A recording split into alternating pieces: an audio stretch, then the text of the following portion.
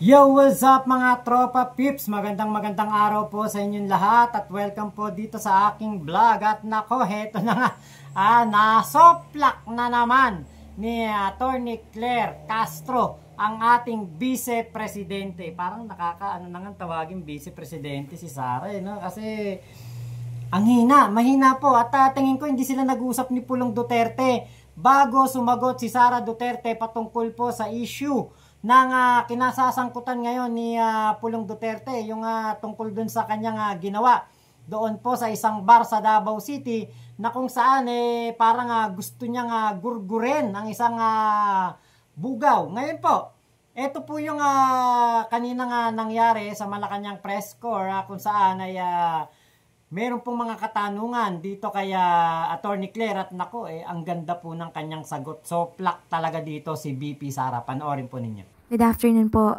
Yusek. VP Sara Duterte calls the complaint against Congressman Pulong Duterte a part of the administration's political attacks. Your reaction po?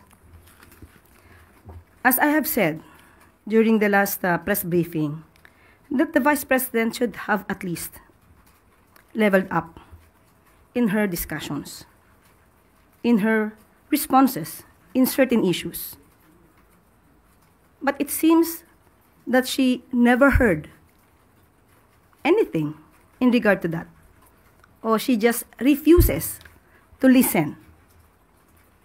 Hindi siya nag-level up. Mas parang bumaba pa. Inuulit niya muli ang kanyang mga excuses na pamumulitika, politicking. Kung ito ay patungkol sa inyong kapatid, sinabi niya po sa interview, hindi pa niya nakakausap si Congressman Pulong Duterte. At malamang ay hindi niya rin po nadinig ang interview sa kanyang kapatid. At ito po ay nasama na po sa news. At and I quote, sa Tagalog po ito, pero he said it in Cebuano. Sa akin mga kapatid na Davaoenyo, ngayon nakita nyo na naman ang video. Matagal-tagal na yon nangyari. Sige lang, decision nyo po pa rin kung sino ang iboboto nyo sa pagka-congressman sa unang district. Di ako makikialam sa Ani Duterte sa wikang Cebuano. Cited po ito sa isang news article ng Abante. Now, kung inamin naman po ni Congressman Pulong Duterte, ayon sa kanyang pag-interview, hindi niya tinanggi ang video. Papaano ipapahid ng Vice-Presidente ang ginawang ito ng kanyang kapatid sa Pangulo at sa administrasyon? Nabanggit dito na ang pag-hire, pagkuha ng ibang mga kababaihan for their own satisfaction, ang sandaling kaligayahan, bakit ito ibibintang sa Pangulo? Hindi ba dapat sagutin na lamang nila kung ano ang complaint? Definitely, Congressman Pulong Duterte is a public servant. He should know his obligations. He should know the laws. He should know what good traits of a leader should be. Or what good traits that a leader should describe himself. Oh nako, ayan na nga ba? Ayan na nga ba yung sinasabi ko Medyo medyo hindi kasi nag-iisip si Sara ng kanyang kumbaga hindi muna siya nakikipag-coordinate ba sa kanyang mga kapatid, sa kanyang mga tauhan, di ba? Sumagot na ba kapatid ko? Napanood nyo ba? Di ba sana nagtanong muna siya, di ba? Sana nag-isip muna siya. Kumbaga hindi kagad kasi parang automatic na parang ganon. Kapag may nangyari, kapag may issue, kapag merong nangyayari na hindi maganda sa pamilya Duterte, parang automatic na kagad, pamumulitika lang yan, wala yung pamumulitika lang yan, paninira lang yan. Parang automatic na yes FM Alam niyo, parang bawat mangyari, pamumulitika. Diyos ko, naghuhumiyaw ang CCTV. Dyan po sa ano na yan, sa issue na yan kay Pulong Duterte. Kahit na nga sabihin pa na meron, sabi kasi meron ako mga nakitang mga post, pinagtatanggol syempre si Pulong Duterte. Yun daw lalaki na yon na nakita o nahuli o nakita doon sa CCTV ay meron daw pong ginagawang hindi maganda.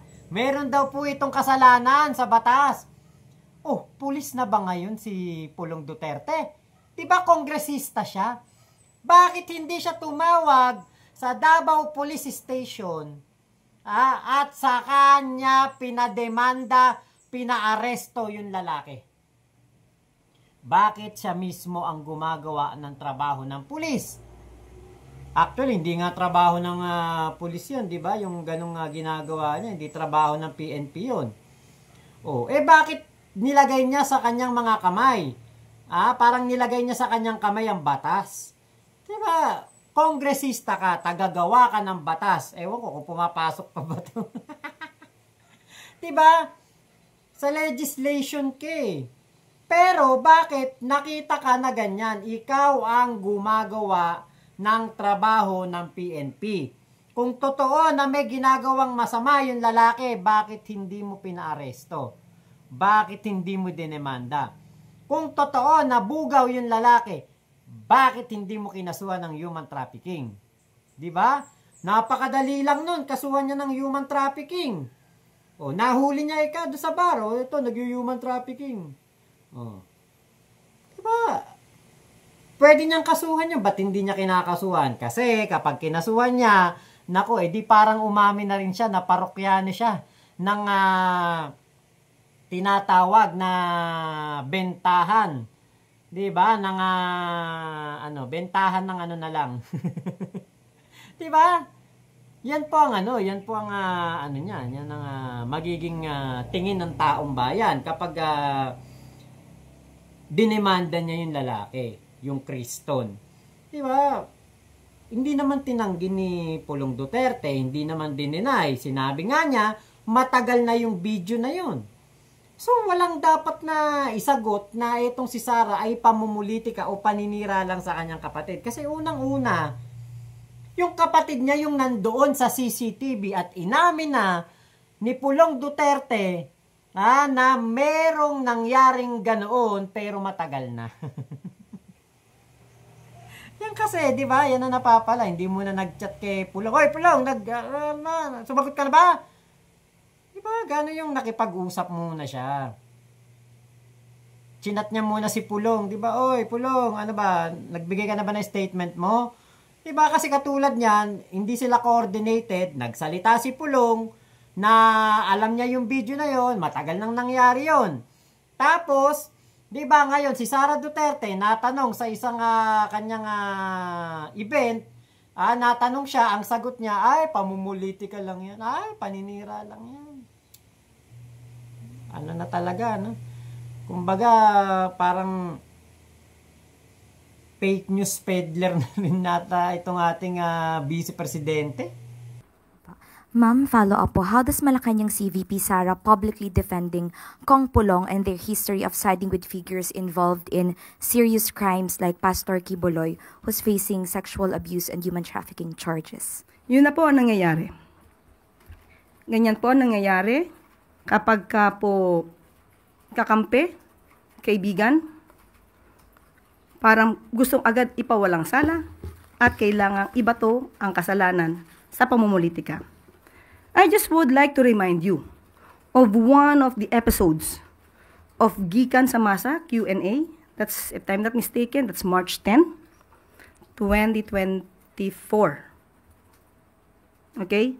When the president was interviewed by certain media personnel or vloggers, Pastor Quiboloy admitted that he was once complained of illegal conversion land. Illegal land conversion wherein she could be imprisoned for 6 years. Ang sabi po ni Pastor Quiboloy, nagpapasalamat siya kay Mayor, or tinawag niyang Tatay Digong, Mayor Digong, dahil si Mayor Digong ang lumakad. Pinuntahan ang dapat puntahan. So ano po ba ang nangyayari kapag ganito po ang sinasabi? So, kung dapat may managot po dito sa ginawa po ni Congressman Pulong, since kanya naman pong hindi idininay, kanya pong inamin ang video, lumalabas sa kanyang interview, di dapat managot ang dapat managot. Kaya nga po gusto talaga nilang makabalik sa pwesto, kaya gusto nilang agawin ang pamumuno ni PBBM. Gusto nilang agawin ang Malacanang, paalisin sa Malacanang si PBBM. Kasi nga po, nasanay sila na sila ang hari. Sila ang mga nasusunod. At kapag may ginawa silang mga kamalian, nako, pinaplanchado ni Digong.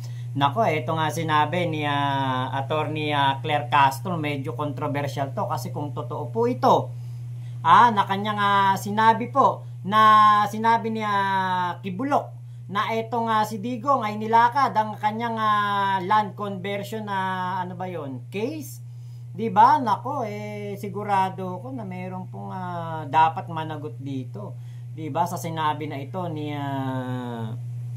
Attorney Claire Castro. Kasi alam niyo po, sa totoo lang, ang dami kong nakikitang mga comment, may dami kong nakikitang sa mga posts na meron pong mga nagrereklamo patungkol po sa land grabbing, patungkol po sa mga issue sa lupa, pero hindi po ito na-aksyonan kahit sa Senado. Meron po akong nabasa na meron daw pong isang senador na binabakuran daw ang mga issue ng land grabbing at ng mga patungkol po dito sa mga illegal na land conversion, yung mga hindi maayos na titulo ng lupa.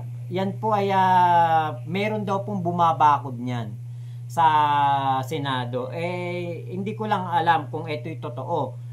Pero yung pong tao na bumabakod o yung senador na bumabakod po sa mga issue ng land grabbing ay kilalang malapit kay Digong, supporter ni Digong at supporter din ni Kibulok.